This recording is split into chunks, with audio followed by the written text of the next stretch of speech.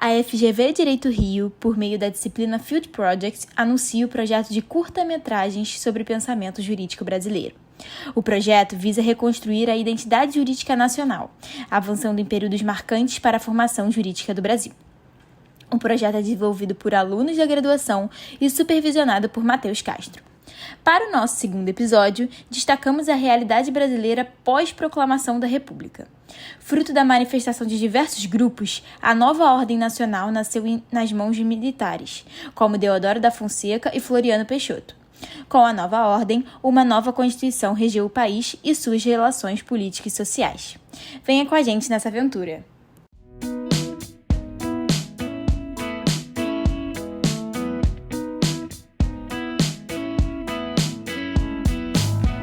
No dia 15 de novembro de 1889, o Brasil imperial chega ao seu fim.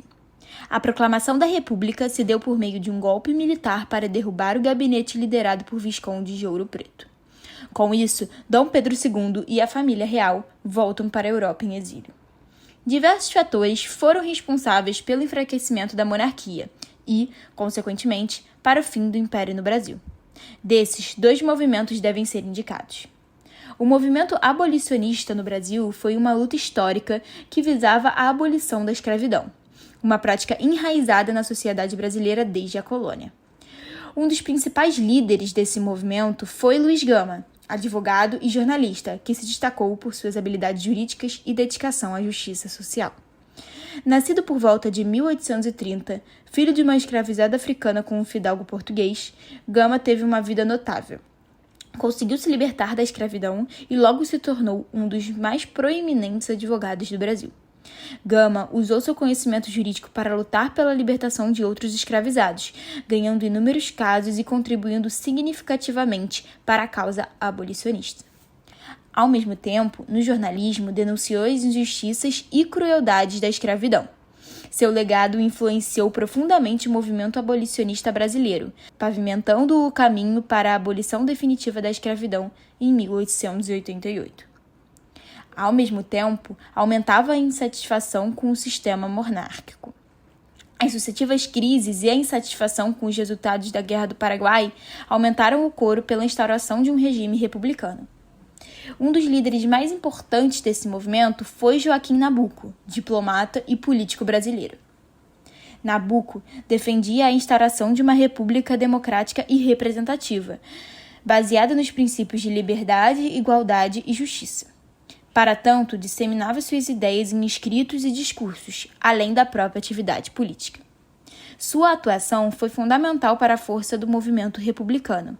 Ao contar com o apoio dos militares insatisfeitos, sobretudo pela longa campanha na Guerra do Paraguai, o movimento republicano ganhou força e pôs fim à monarquia em 15 de novembro de 1889.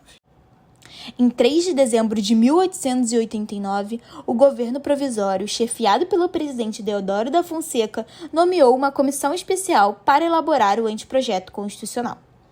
Dentre os nomes estavam os de Joaquim Saldanha Marinho, Américo Brasiliense, Antônio Luiz Werneck e Magalhães Castro. Com grande influência dos Estados Unidos da América, a redação final ficou sob a responsabilidade de Rui Barbosa, que a obteve em 22 de junho de 1890. Conhecido como Águia de Aia por sua brilhante habilidade jurídica e oratória, Rui Barbosa foi uma figura-chave na transição do Brasil de um império para uma república. Como um dos principais integrantes da Assembleia Constituinte de 1890, ele atuou como relator da Comissão de Constituição, moldando significativamente a estrutura e os princípios da nova Carta. A Constituição de 1891, inspirada na Constituição dos Estados Unidos, implementou um sistema federalista, a separação dos poderes e garantias individuais, refletindo os ideais liberais e democráticos que Rui Barbosa promovia. Além de seu trabalho na elaboração da Constituição, Rui Barbosa foi um ardente defensor da abolição da escravidão e da modernização do sistema judiciário brasileiro. Sua visão de um Brasil republicano foi essencial para a construção de um Estado mais democrático e inclusivo. Assim, seu legado solidificou-se entre os maiores juristas e estadistas da história brasileira, cuja influência foi determinante para o desenvolvimento do país nos anos seguintes. Em 15 de setembro de 1890, realizaram-se as eleições nos estados brasileiros. Reunidos desde 15 de novembro, o Congresso Nacional Constituinte compunha-se de republicanos históricos, novos, militares e alguns monarquistas. Prudente de Moraes foi eleito presidente da comissão. A Assembleia pouco deliberou sobre o texto constitucional, preferindo manter, em grande parte, o projeto de Rui Barbosa. Assim, em 24 de fevereiro de 1891, foi promulgada a primeira Constituição Republicana do Brasil. A nova Constituição consagrou a substituição da monarquia pela república, o sistema unitário pelo federal, a adoção do presidencialismo e da divisão tripartite de poderes, extinguindo o poder moderador. Manteve a capital do Brasil como a cidade do Rio de Janeiro, mas o transformou de município neutro em Distrito Federal.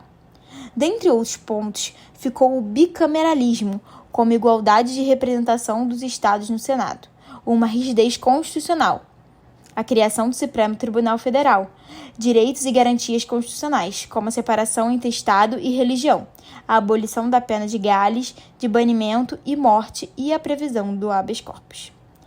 Ainda ocorriam divergências acerca da forma de governo ideal para o Brasil. Um dos principais debates desse período foi em relação à organização do Estado, tendo como grandes nomes Visconde do Uruguai e Tavares Bastos. Visconde do Uruguai defendia a configuração institucional brasileira a partir do viés unitário e centralista do Estado, ou seja, a atribuição de poder centralizado ao imperador. Ele defendia essa ideia com o argumento de que o poder centralizado evitaria a fragmentação do território, promovendo um ideal de unidade nacional. Tal ideia perdurou durante a monarquia. Entretanto, na República, o pensamento de Tavares Bastos triunfou. O autor defendia o sistema federalista de governo. Inspirado nos Estados Unidos, ele apresenta essa ideia baseada no conceito de que o modelo promoveria a democracia, a liberdade e a soberania popular. A primeira Constituição da República Federativa do Brasil sofreu uma pequena reforma em 1926 e vigorou até 1930, quando houve a Revolução que levou a um novo governo provisório da República, liderado por Getúlio Vargas. A cultura brasileira ainda buscava compreender quem era o Brasil. Euclides da Cunha, escritor e sociólogo, analisou as tensões sociais e geográficas do Brasil do final do século XIX e início do século XX.